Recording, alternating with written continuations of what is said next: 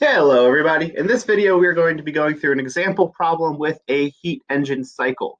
So we're going to get a bit more computational, a bit more quantitative with this example. Now hopefully this example helps shed some light on anything you still may be confused about. But as a reminder, if you are still confused after this video, please feel free to drop into my office hours or shoot me an email, and we can figure out I can help you out to see what I can help clarify.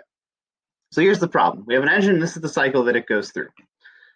It starts with a compressed state, which is 1 liter in volume, and the gas inside of the piston is a temperature of 427 degrees Celsius, and the pressure is 900 kilopascals. The piston then expands at a constant pressure to a volume of 3 liters. The gas's pressure is then reduced to 400 kilopascals while the piston remains in place. The piston then compresses back to a 1 liter volume, maintaining this new lower pressure. The gas's pressure is then increased back to the original 900 kilopascals while maintaining the piston at a fixed position. Our goal is to analyze the energy transfers between each of these 4 states. I want you to think about why it's 4 states and not 5, even though we had a process that was A, B, C, D, E here. And then I want you to use energy bar charts, a PV diagram, to aid in your analysis there. And I'm going to walk you through how to do that more specifically. The next video, then, we're going to look at this engine from this problem and look at its efficiency and determine on whether or not it's a good engine. A little spoiler alert, it's not a great engine as far as efficiency goes, but it is a good starting place for an example problem. All right, so here is step 1. We want to use the ideal gas law and our equation for total internal energy to determine the properties of each of the 4 states mentioned in that cycle. So we've got our ideal gas law, PV equals nRT, and the internal energy is nRT is our equation for internal energy. Remember, T is how much energy one particle has, multiply something related to how many particles we have altogether, and you get the total amount of energy for all of the particles. So anyways, let's go ahead. I like to have an organized list of each state and all of its state variables. So here we go. State A, pressure, volume, number of moles in the gas, temperature, internal energy. Those would be the state variables for that state. We know state A is at a pressure of 900 kilopascals. It's at 1 liter, which is 1 times 10 to the minus 3 cubic meters in SI units. We don't know how much gas we have, but we do know its temperature is 427 degrees Celsius or 700 Kelvin. And we don't yet know the internal energy. From state A, we went to state B. State B stayed at that same pressure, but it expanded to 3 liters. Don't know any of this. State C reduced pressure to 400 kilopascals, but it maintained that same volume at 3 liters, or 3 times 10 to the minus 3 cubic meters. State D, we maintain that low 400 kilopascal pressure, but we contract back to the original 1 liter volume. And the reason that there was only 4 states and not 5 is that that last step was just mentioning how we got back from state D to state A. And so it was just a 4-state engine because we went from A to B to C to D and then back to A. So here's what's given. This is just the list of givens right now. We can use these equations to figure out these unknowns. I'm going to ask that you pause the video, see if you can compute those on your own, and then after you've done that, unpause the video and check your answers against mine. So I'll give you the chance to do that now. All right, assuming you've paused the videos and given it a chance to compute, let's see the best way to go about this. State A is the best place to start because there's only one unknown in the ideal gas law, which is the amount of gas. So we use PV equals nRT, and we end up with 0.1547 moles. And then we recognize that the amount of gas inside of the chamber, inside of the cylinder, does not change. It's the same amount everywhere. So this number carries across there. We can then also use the ideal gas law to come up with the temperatures for the other 3 states once we know the amount of gas. And so those are listed there. And then finally, the internal energy is a function of the temperature and then how much gas we have, and that's known for everything now. And so we now have the internal energy.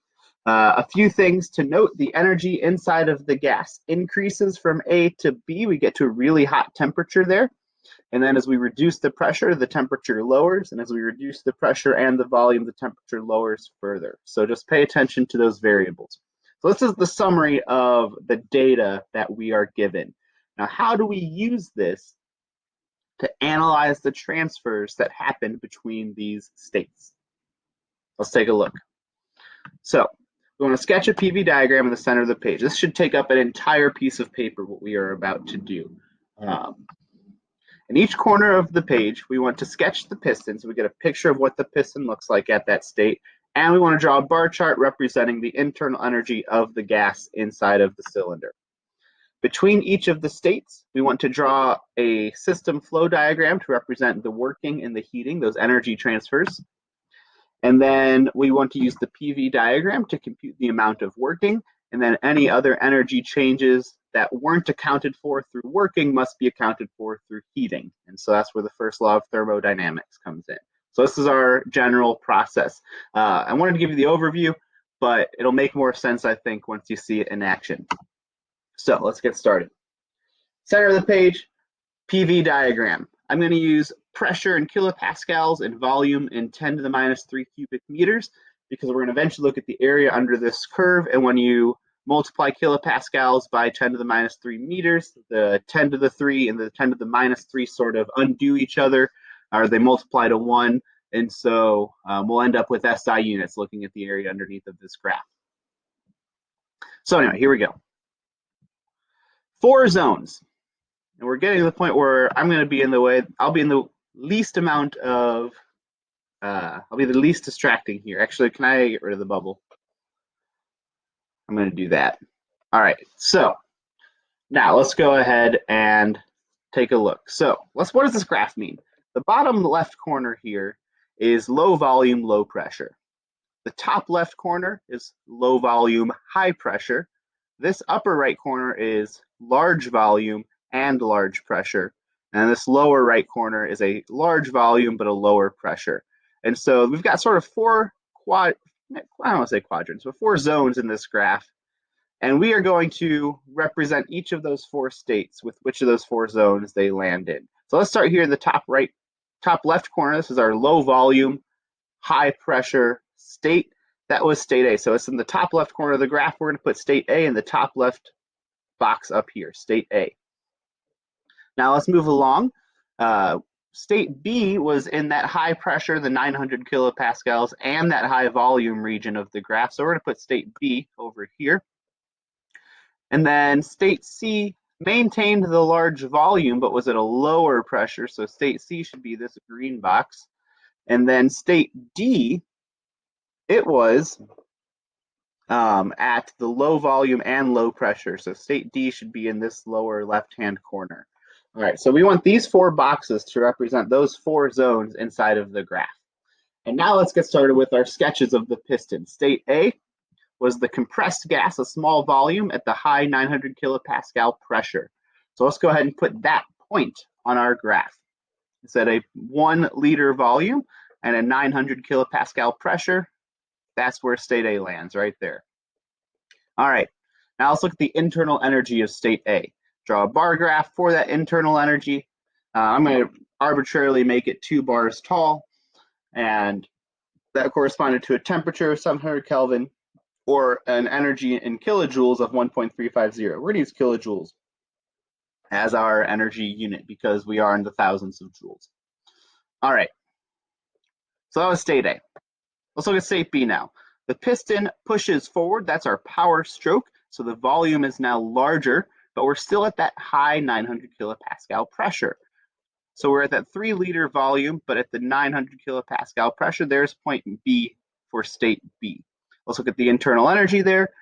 There is going to be a lot of energy in this state because it was 2100 Kelvin from our computation on the previous slide, or 4.050 kilojoules, which is exactly 3 times as much as we had before. So we're going to represent that with 3 times as many blocks here. Now, let's look at how we got from A to B. There are any of a number of possibilities for how we got there, but the way we did get there was maintaining a constant pressure, which looks like a horizontal line. And we want to orient that curve. We want to say I went from A to B and not B to A. So I'll put an arrow on that line. And now I want to represent that transition from A to B with a system flow diagram. So this circle is going to represent the system being the gas that's in the cylinder. And then outside of the system, we have the piston, which is this blue part here, the thing that we're pushing on. And we have the environment, which is the other gases surrounding on the outside. So let's think about what happens here. Well, working is leaving the cylinder and going into the piston. We're pushing the piston forward. We're sending energy out into the world through that piston, through that power stroke. So the working that's done from A to B is leaving the system. I'm going to represent that as just one block. How much working? Well, that's the area underneath of this graph. So we've got the 900 kilopascal pressure, and this area is going to give, or sorry, it's the negative of this area that gives us the working that's done, because this area is going to be a positive value, but working is leaving the system, and so we get that negative sign. For this situation, we're going from left to right. The volume is expanding. The change in volume from state A to state B is an increase of 2 liters, of 2 times 10 to the minus 3 cubic meters. 900 kilopascal times 2 times 10 to the minus 3 cubic meters overall gives us 900 times 2 is 1,800 Newton meters of work. Put the negative sign out front because we're losing energy to the piston. Putting this in our system and keep maintaining that kilo prefix that we're using all around this drawing. The working there is negative 1.8 kilonewton meters. All right, great. So that looks good. But right now our picture isn't complete because we started with 2 blocks and now we just lost energy, and now we ended up with 6 blocks in the end. So where did that energy come from? Well, there must be heating that's done to add energy into the system. Otherwise, we would also lose pressure during this stroke. So the heating is done to maintain the pressure. So the environment, maybe there's a flame or something, I don't know, heats the cylinder. We represent that as 1, 2, 3, 4, 5 orange blocks here. There's Q heating from A to B. And so we can see pictorially with this picture, 2 red blocks, lose 1 red block, add in 5 orange blocks, we end up with 1 red block and 5 orange blocks. So that's sort of the representation here, but how much heating is done? Well, we need to answer this question. We start with 1.35 kilojoules, we lose 1.8 kilojoules, we add in some amount, and we end up with 4.05 kilojoules. That's an algebra problem. 1.35 minus 1.8 plus Q equals 4.05. So we just need to figure out that Q. If you do that algebra, you end up with positive 4.5 kilojoules for that heating. All right, we've now looked at the energy transfers from A to B. We just need to do every other state now and every other transition. So let's look at state C next. State C has less energy than state B. It's at 1.8 kilojoules of internal energy. It's still at that expanded volume, but it's at the lower 400 kilopascal pressure. Where does that live on our PV diagram? Well, 400 kilopascals of pressure here, 3 liter volume. There's state C on this graph. All right, cool. And we went from B to C along a line where we maintained a constant volume. There was no volume change. So with that, let's look at our system flow between B and C. Again, our system consists of the gas that's in the cylinder, and we have the piston and the environment outside of our system. Well, let's look at the working that's done from B to C. What is the area underneath of a vertical line? Well, a vertical line has no width to it, and so the area here is 0. There's no working that's done. Another way to think about that is this piston wasn't pushed anywhere. It stayed where it was at. And because there is no displacement of the piston, there's no working that's done. So all of the energy transfers must be through a heating process. In fact, it's the gas that's in the cylinder that's heating the environment, not the other way around. We are losing energy through the heating process. And we represented that as 3 orange blocks leaving the system. So that's the heating from B to C. And we again have this algebra problem. We start with 4.05 kilojoules, we lose some amount, and we end up with 1.8 kilojoules. How much should we lose? The answer to that is negative. We lost 2.25 kilojoules, or it was a negative heating because it was leaving the system. So again, 4.05 plus negative 2.25 equals 1.8. That's where that number comes from. And there's no working that's done because the piston stayed in place. All right, we have 3 of our 4 states. Let's look at the last one now. We are at the low 400 kilopascal pressure. We are at the compressed volume, and we are at a very low internal energy of just 0.6 kilojoules, which corresponds to a temperature of 311.1 Kelvin. And point D lives here on our graph. It's at the low pressure and the low volume range. And we transition from C to D, so we'll draw in our line with our orientation for that path. Let's look at the system and the flow that's there. Our system consists of the gas in the cylinder, and outside the system is the piston and the environment. We're adding energy into our system now by compressing that gas. Compressing the gas is actually a working process that adds energy into the system. Now, let's take a look at how much working is done. This time we're going from 3 to 1. The change in volume from C to D is not a positive 2 times 10 to the minus 3 cubic meters, but instead a negative 2 times 10 to the minus 3 cubic meters. And so if we take 400 times negative 2, that's going to be negative 800. And then the working is the negative of that. And so the working is a positive 800 joules, or a positive 0.8 kilojoules. Or in working, the way we usually write units for working, positive 0.8 kilonewton meters. We've added energy into the system through working. Notice we've got this area here shaded in, this blue top left to bottom right diagonal. That's for process from C to D, and all of the orange diagonal from A to B all the way down to the axis is this orange diagonal, is the working for that process. So pay attention to that. Now, we added energy in through working, but overall from C to D, we have less energy. So we must have lost energy through a heating process. The gas was cooled, in other words. So we're going to take out some energy there. And we end up with the heating from C to D. And again, we've got this algebra problem. Start with 1.8.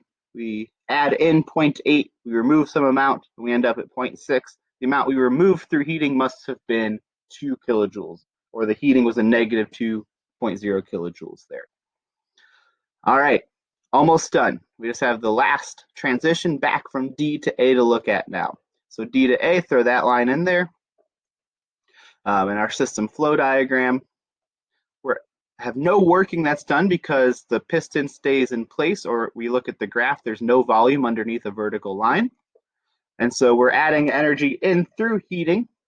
And from D to A, the amount of heating we did, let's look, we started with 0.6 kilojoules, we heated it a bit, and we ended with 1.35 kilojoules. The amount of heating must be 0.75 kilojoules. All right, let's take a breath. There is a lot on this graph, but on this picture, but it represents all of the transfers between all 4 states, both heating and working, that is done. So please let me know if you have any questions. When you're looking at heat engine cycles, this is the sort of analysis that I expect, this level of depth. I expect the bar charts for each of the internal energies. I expect the sketch of the piston so we can see what it actually looks like. It helps me with a visual. I expect these system flows between each of the states, and I expect a PV diagram where you are describing the working that's done between each state. If you have any questions, please let me know. That's going to conclude this video. Thank you for learning with me, and I will see you in the next video.